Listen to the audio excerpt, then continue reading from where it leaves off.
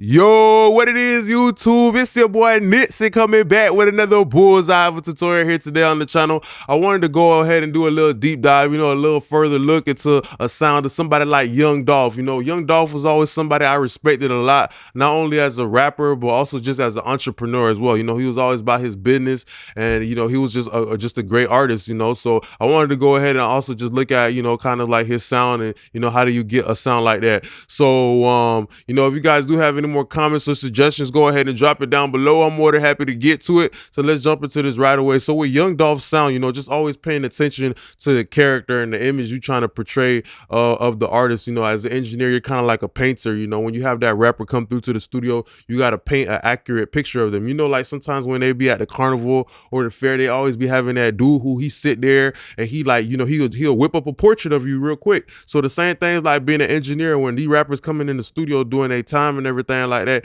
you got to make sure you kind of draw an accurate picture of who they are. So always when I'm in the studio with people, I'm always chopping it up with them, communicating with them a little bit if I don't know them. But if I do know them, then you know what I mean. Like it's just very easy for me to take the person and put it into the music. That's one thing too about this music stuff is when somebody died, the first thing that people go to is their music.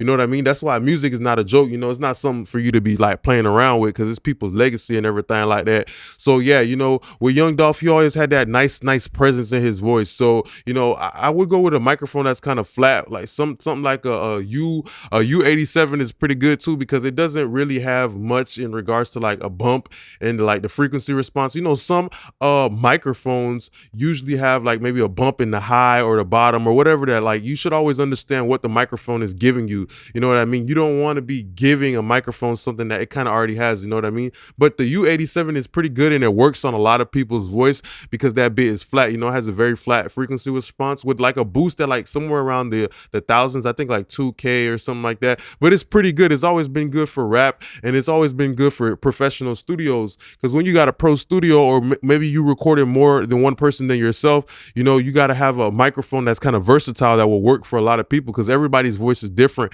Everybody's voice got different frequencies and different stuff in it like that. So you always got to consider something like that too when you're buying a microphone. I feel like, are you recording just yourself or are you recording other people? You know what I mean? Because not every microphone is going to work for everybody. You know what I mean? Like, not every shoe is going to fit on everybody's foot, because everybody's foot is like a different size. So that's something to always pay attention to. So I also got the free preset down below. We're going to drop the link for it and everything. But I really like the U87. So with that, the series of these microphones, you had the 47, 67, 87. But the 87 is really good just because it has those solid state components in it. It's fat. So you don't really got to wait for the downtime of like a tube to heat up. Like a C800 that has a tube, but 47, depending on which version you get, it has a tube in it. And a lot of the times with those tube microphones, you got to sit there and wait for it to heat up. But the tube has a certain sound to it. You know what I mean? It has a certain warming characteristic. And I would say something like the U87, it has more of an accurate type of characteristic where whatever you put in it, it's just gonna really just take a flat picture of it. It's like a camera. If you got a fat bump on your face and I take a picture with like a new iPhone camera, well, you're gonna kind of like see everything. You know what I mean? That's kind of there, all the little details, and that's what it helps with the nuances. And Dolph, he just had that voice where he was just really talking that street talking. You just really wanted to hear everything that he was saying. So that's a good thing about the U87. It kind of shines that light on the artist. You know what I mean? So that's what it's always coming down to. The tools and everything you use got to be first priority to help the artist. Or if you're the artist, you got to think about getting a microphone that's going to put you at the, it's going to put the spotlight on you when it's your music. Next thing after that, I'll be using something like a 1073. I did do a little research. I was looking into this as well, looking at Young Dolph. He has some videos of him in the studio, and I always saw they was usually using something like a Neve 1073. And, for somebody like Young Dolph's voice, the components in it, like the transistor, I feel like that really helps bring out that main part of Dolph's voice. He got like something in the mid-range with his voice and the way his accent is. I love how people from, Tennessee talk. I just love how they talk. They kind of remind me Florida a little bit, but in a different way. So, it's pretty cool, just to understand the music, understanding that everybody come from a different hood, a different place, the way they talking and the way they moving their accent, that's like a whole new instrument, you know what I mean? So, it's pretty interesting. So the BAA 1073, I would pick the bucket version. Usually just because the bucket version is more light, is more portable. So you always got to think about, do you want to be able to scale up your home studio too?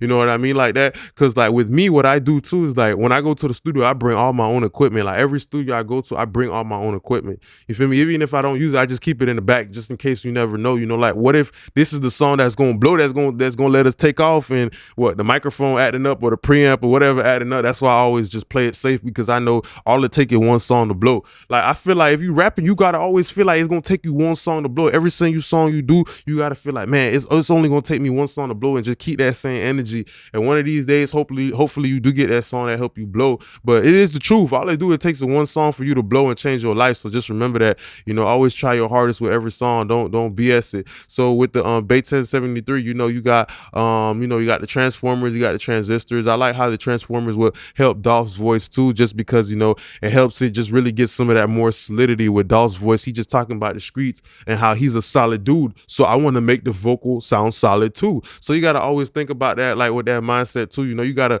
the image that you're trying to portray for the artist, it gotta actually show up in the music. If you want the artist to have a gritty image to the listener, where you gotta make the music sound grittier, like you gotta figure out a way to translate the image, the message that we got going on for the music.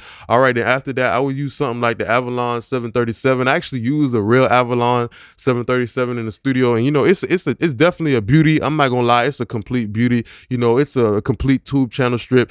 Usually these tube channel strips, they're pretty good, because once you use something like this, it can do a lot of the heavy lifting for you. Like how nowadays people always use multi-band and this plug-in and all that stuff. Like when you run your vocal through something like high quality boutique, something like this, you make an investment. Down the line, maybe you don't get it right now, but maybe down the line, 4 or 5 years from now, you get something like that. Like, you're gonna see what I'm talking about. It just adds this tone, this clarity, this also this weight, this pristine type of shine that when you lay it down or you use it, you're just like, wow, like it's just so beautiful. Like, you know what I mean? It just gives you that human element. That's kind of what gear is. Like you got to understand, like the analog hardware, the only thing that they do is make it sound more human. It adds the human characteristics. You got to understand that literally when the audio is going through something like this, these components, the components in it as well, like the tube and everything, it is providing like a form of soft compression, a compression that you can't even see on something like the the meter. You know what I mean? So like it's kind of like turkey basting, kind of like marinating, kind of like, what I mean, kind of like, just massaging the vocal so that it's kind of smoothing it out. It's doing all those things that all those other plugins that you got to use altogether do. So the main thing too about it, you got to think about it like this. This has electricity in it. That's what it's going to do. It's going to make your vocal sound more real. Human beings, we literally got electricity inside of us. When you take your arm and you start moving it like this, like your brain is making an electricity current with your arm. You know what I mean? So that's what we are as people. We are electricity. Like literally there's electricity in your body. You ever seen somebody walk up to you and touch you on the shoulder? You like, damn, bitch, you shot me right there. Like, you know what I mean? So it's like we are electricity as people. So you got to understand, that's why the gear sounds good, because it literally brings that electricity into your music, into your vocals. You feel me? So with the whole thing about the electricity is it brings that liveliness, that when you're talking to somebody in real life, this is liveliness, this is animation, there's this life to it that sometimes when you record into the DAW and everything, based on, how you recording and based on what type of microphone you got, acoustic, all of that stuff, sometimes the vocal can sound cold. It can sound like it's lacking life. It can sound like it's an AI robot rapping, and nobody wants to hear no AI robot rapping, because it's not relatable. That's not what we is. You feel me? So I would use something like that as well. And let's start going over to the UAD console preset. So the very first thing is, I would definitely have that Neve preamp working, and with Young Dolph, I wouldn't be pushing it too hard. Usually if you do start to push this knob harder, you will start to introduce a little bit more of that color, a little bit more of that grit, that nastiness.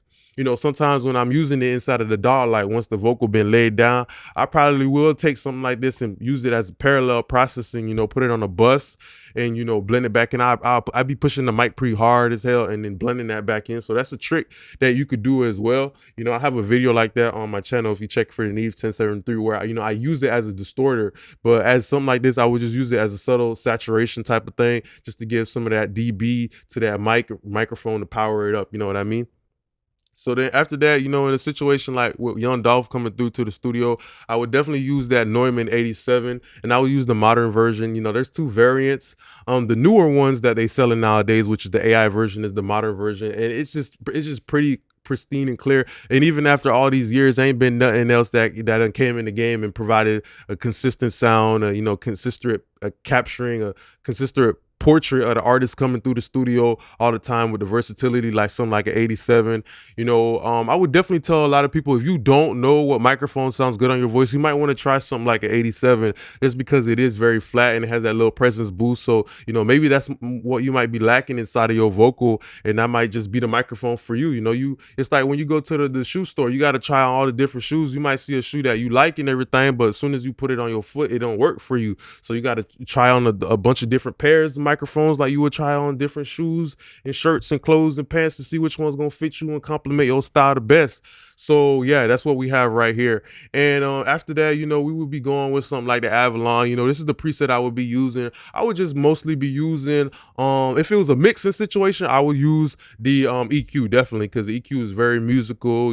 Everything is just included all in one. That's the main thing about making music when you're in the studio. You don't be wasting time jumping from Miami to Los Angeles trying to figure out, if this sounds good or right. You just want something that works consistently. And that's why you hear names like C800, TubeTech CL1B, Neve 1073. You hear these names because these things have been consistently reliable day in, day out, getting the job done. That's what you need. Don't prioritize, what's the new fancy thing. Always just, always prioritize what works for you, what works for your situation, what you got going on. So if I was mixing, I would use the EQ, but I'm not. This is more of a track and recording type of thing. So I would just be using it for the compression. So it's not a tube compressor, even though this is a vacuum tube. The tube is just doing the amplification, in the preamp right here. And I would just be using it in a situation where for Dolph, I would just be compressing the vocal. LA2A has a ratio of about 3:1, but the good thing about this one right here actually is that you can, change the ratio up. So the ratio is kind of how skinny or fat the compression you want to be. So with the ratio too, if you pick something like a ratio, you got to think about it kind of like a pool. With the lower ratio, it's going to let you put more of your foot into the pool of water, which is the signal, the sound. But if you have a higher ratio, it's gonna allow you to have a situation where more of the peak energy is doing the compression. You know what I mean? So you only get to dip your tippy toe inside of the pool, pretty much type of situation. So that's how I see the ratio, in different ways. Fat, skinny, how dense you want it to be, or also like how I said, how much do you want to put your hand into the water and everything like that. All right, then after that, for the attack and release settings for young Dolph, with young Dolph and everything like that, I will use a fast attack just because I know his flow is kind of slow a little bit. Like he likes to elongate his words. That's just what really complements his voice. His flow complements his voice. When he talking with, hey, I don't even want to go too deep into something like this with young Dolph. I just leave it on something like fast attack and a fast release, just due to the fact that it's an optical compressor. Even the optical compressor, even though it says fast attack, is not truly fast. So that's because of the components. That's because it's using light to do the compression, where like 1176 is using solid state, kind of like how the same parts that something like an 87 would be using. That's what a 1176 will use. So a fast attack on 1176 is really fast, and that's just due to the components. You know what I mean? So just because it say fast attack, they're not all the same thing. You got to think about the parts, the engine, and everything like that. Last thing that I'm going to mention is the mag EQ. And shout out to one of my subscribers. They told me that they like to use the mag EQ on Young Dolph's voice. So with Young Dolph's voice too, the mag EQ, I think before it was known as the NTI EQ, and it's really good for like mastering and stuff like that, where you just want to add some brightness, or even these other bands are great too. It's great for vocals. It's great for bringing out presence. But I like this air band a lot, going up to 40K hertz. So you got to understand, like the human ear, the most that it can even hear up is to 20K. So when you boosting 40, it's kind of like you boosting that tippity top that you can't even really hear. It's not really audible, but it does give you some of that brightness that isn't overbearing. So I think that's pretty good too, because when you're doing the boosting EQ, you boosting the whole hood. You know, everybody in the hood getting boosted. It's not just this 120K. It's 19K, 18K. That's just how EQs work, because that's just what is musical. You know what I mean? Boosting everything. If you just had a notch that just boosted up 20K directly, like, it would just sound so weird. So yeah, I would use that on Young Dolph's voice, and pretty much with Young Dolph's voice, I just keep it very simple. I would use this Mag EQ in the mixing situation. I wouldn't use it in the actual recording. So just to let y'all know. So if y'all do want this template down below, y'all can go ahead and grab it. If you did learn anything today, I just want to say thanks a lot for being a great part of my YouTube family. I really appreciate y'all. Don't forget to like, comment, and subscribe. Peace.